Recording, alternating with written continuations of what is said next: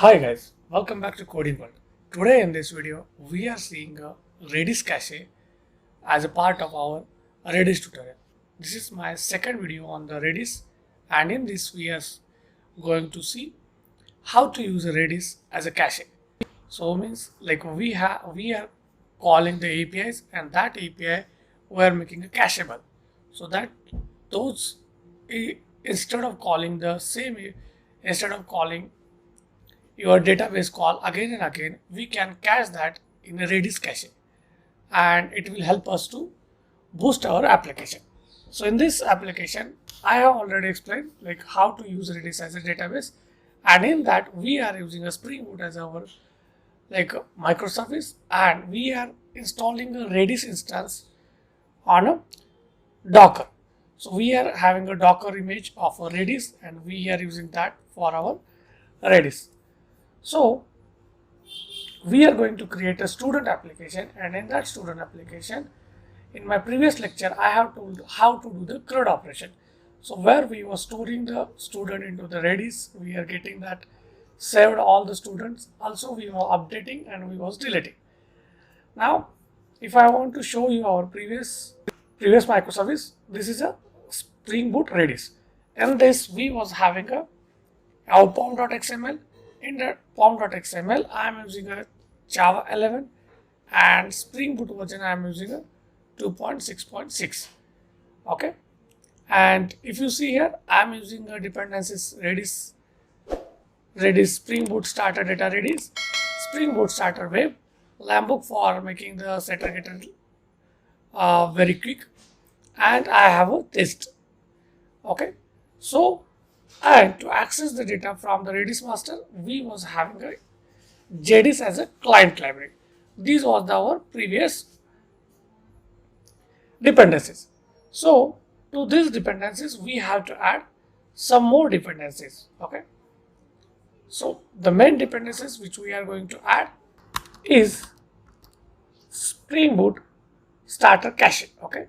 So this is an extra dependency we have to add apart from our previous dependencies. Okay, so don't worry, I am going to upload this all code in my GitHub repository, and that I am going to attach in my description, so you can pull the code from that. Okay, second thing is I was having my main class, and in this main class I was using a component scan for, and here I am giving a basic package. Okay, base package. So apart from this, I need to do some more changes, which is a enable caching. This annotation extra I have to add. Now coming to our entity, this is my student entity, where I am having ID and name. This is I am going to store into my Redis. So also we are using a Redis as a database. That's why I am having a Redis as student. Okay, student controller. Okay, in this I am having a get student, save student, delete student, and this is for the whenever application gets up, I am adding some entries, dummy entries, so that I will be having a data. Okay, the main part here is we have to add some configuration. Okay, previously we was having only these two bin. One is a Redis connection factory, and second one is a Redis template. Okay, and in this we was adding our Redis connection factory. We was adding a value serializer. You can add a key serializer also, which is a generic to string serializer. Okay, now apart from this, I am going to add one more bean, which will be used for the cache manager. Okay, so to make the development faster, I am using my already created this code snippet. Okay, so in this you are able to see Redis cache manager build custom builder, and here I am adding a two type of cache. One will be holding that data for 10 minutes, and second will store that data for the 5 minutes. So let's, instead of 5 minutes, I am making it as a 1 minute. Okay, so that we will able to see the result quickly. Okay, now these are the main bean dependencies which we need for the Redis cache. Now coming to the controller, let's create one more controller which will be getting the data, which will be getting the student using a student ID. Let's say get student, and in this using path param I am checking ID is passed or not. Okay, so I am passing ID, then I am passing integer ID. Okay, now what I will do, I can do like I can use a student repo, and using that I can call the find by ID method and can get the data. But instead of that, I have to now I am going to introduce one more layer, that is a service layer, so that we will able to say that our call is going to the service, but it is not going ahead. That means it is not going to the student repository. So that's why let's create a service package, and in this package let's create a class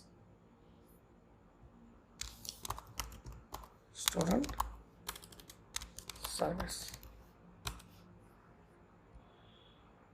I am going to annotate this with a service, and I am going to auto wire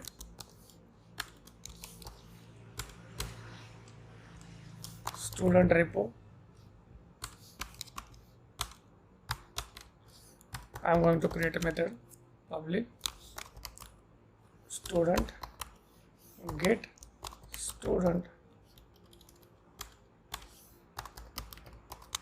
by ID, and in this I am passing integer ID. Let's close this. Let's put a system.out calling a repo for student. Okay, and in this let's call a student repo find by ID, and in this pass this ID. Okay, user or else which will return us student, and in this if we don't get any data in that, return null. Okay, and I am returning the data. Let me format it. Okay, so now let's use this service in our controller. Okay, so return student repo dot student service dot get by ID, and here I am passing ID. Okay, so initially I am making this as a get mapping, and let's call it as a slash get student by ID. Okay, get student by ID. So what we will do, I am going to apply a cacheable over this. Okay, I am going to apply cacheable over this. So what I am going to do, I am not going to call this find by ID repository call again and again. Instead of that, what I am going to do, I am going to add cacheable, and in this I am going to give a name value. I am creating a student cache, so let's copy this name from the Redis student cache.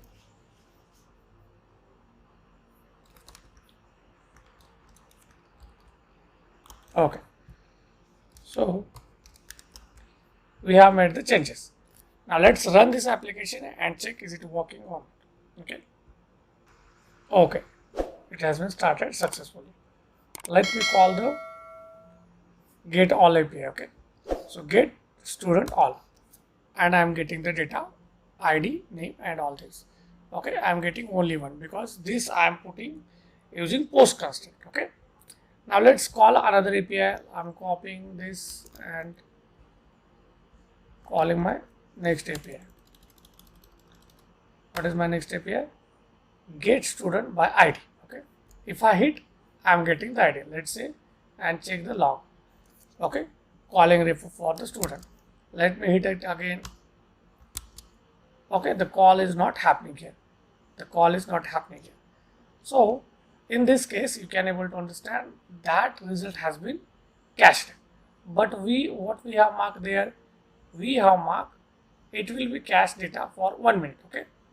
So before that, let's say run the query in our Redis, and we are able to see that the data has been cached. Okay, for the ID one. So let's wait for 1 minute and then later we will check. Okay, if you see that the entry has been gone. Okay, the previously what was there, like we was having a student cache and ID. Okay, so now if you hit the, like if you call the command, so now if you call the command key star, we are not able to see that entry. That means that entry has been removed from the database after 1 minute. So if you click here again, it will make entry calling for a student, calling refer for a student. And if you again run the keys, if you run keys again, keys star, we are able to see the student cache. Okay. So guys, this is it for the using a Redis for a cache, and all this code I am going to put on the GitHub. You can check out the code and you can do the further enhancement into this. Okay. If you like this video, please share with your friends and please subscribe my channel if you are not already done. Thank you so much. Happy coding.